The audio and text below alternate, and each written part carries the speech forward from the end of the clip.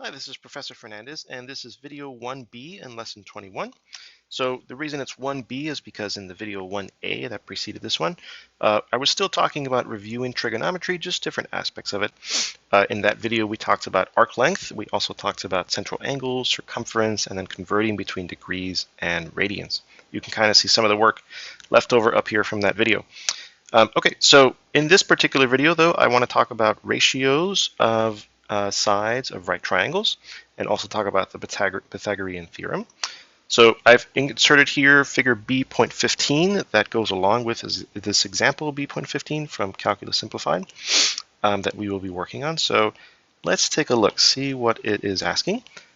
So it says, refer to figure B.15 to answer the following questions. Calculate sine of theta, cosine theta if A and B are both equal to 1. And then what is theta? And then give both radian and degree measures. All right, so there's quite a few things to do, so a few things to review. The first thing I'm going to start off with is this notation. So this is sine of theta. It is not sin theta. It is also not sin times theta.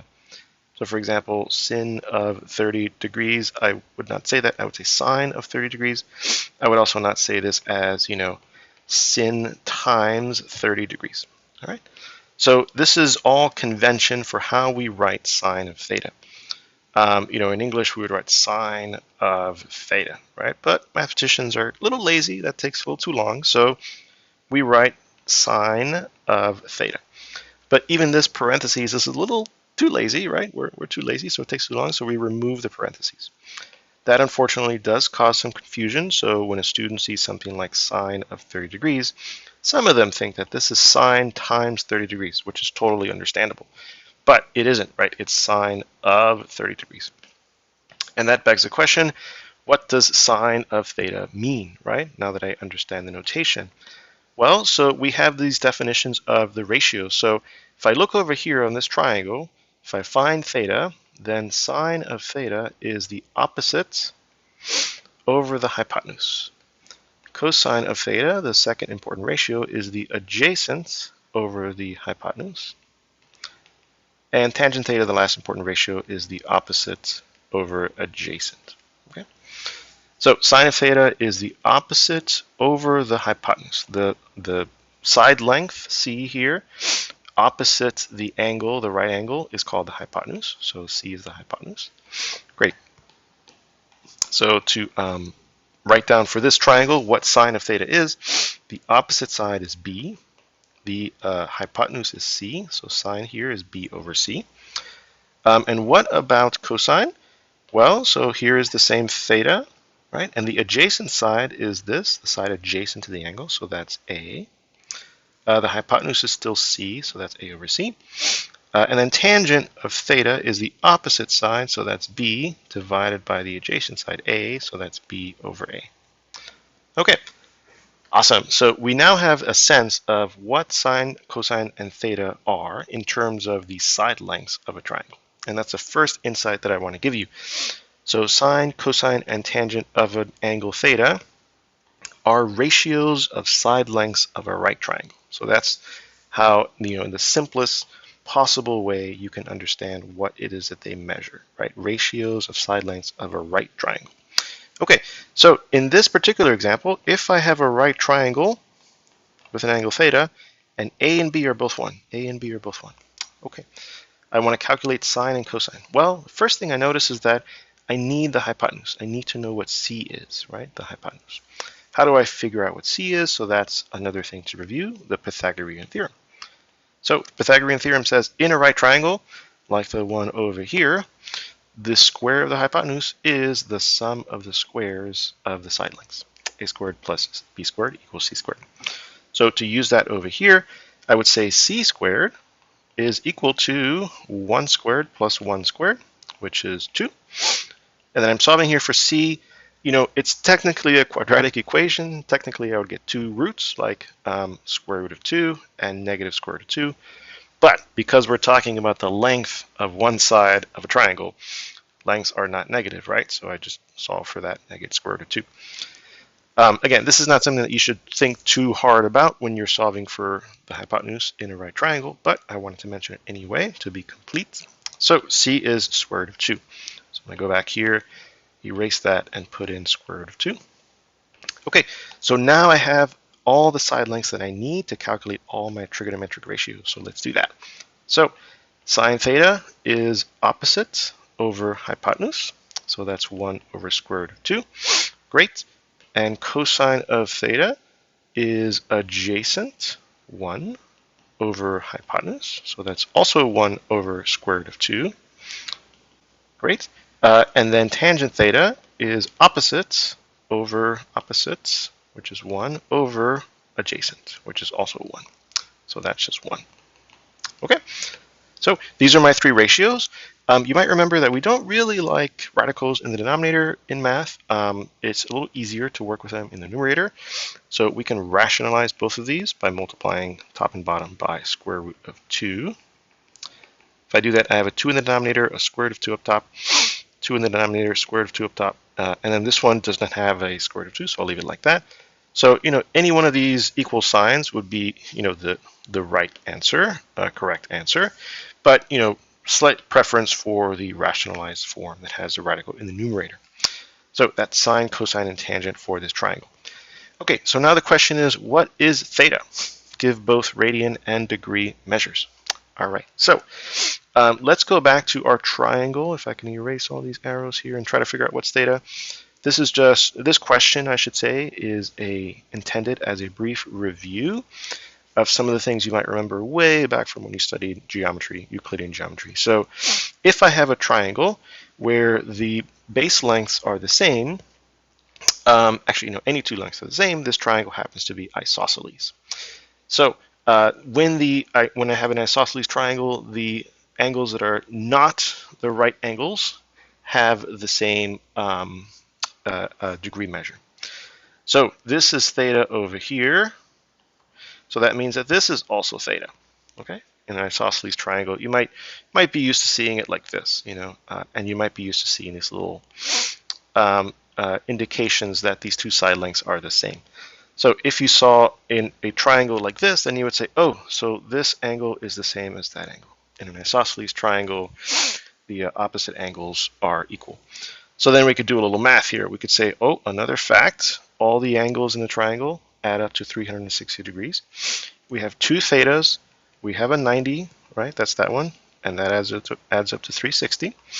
So 2 theta equals 360 minus 90, right? So 2 theta equals 360 minus 90 is 270. And then we divide by 2 here, 270 over 2. So theta gives me, let's see. So theta should be 45 degrees. Oh, I know what I did wrong. Of course, the angles in a triangle add up to 180, not 360. So I was like, wait a minute, I'm getting something that looks a little strange. So angles in a triangle add up to 180. There we go, 180. 2 theta equals 180. 180 over 2 is 90, which also looks strange. So what? Oh, one more thing. There we go. This is one of the fun things, right? This happens even to professors. So if I subtract a 90 from 180, I get 90. And 90 divided by 2 is 45. Great. So you can hear me kind of checking in my mind, this angle should be smaller than 90 is what I was saying to myself that you couldn't hear, but I'm verbalizing it now. So that was one way that I was checking my work. So it's a good teachable moment. If you get an answer that you, for some reason, feel doesn't work with the picture that you're looking at, it's a good indication, as I just did right now, that something has gone wrong somewhere. And then you go down hunting for the mistake. Okay, so theta is 45 degrees, and that makes sense. This is a 45, 45, 90 triangle, if you remember some of your facts, again, from geometry about this specific triangle and its side lengths. Okay, so we have now worked on all parts of this first problem. There is one little bit left to do, which is it says give the theta value in both radian and degree measures, right? We just found that theta is 45 degrees. How do we convert that to radians? We talked about that in the previous video, in video 1b, But in this case, to do it, we want to get rid of the degrees. So we divide by 180 degrees, multiply by pi radians. That's the conversion.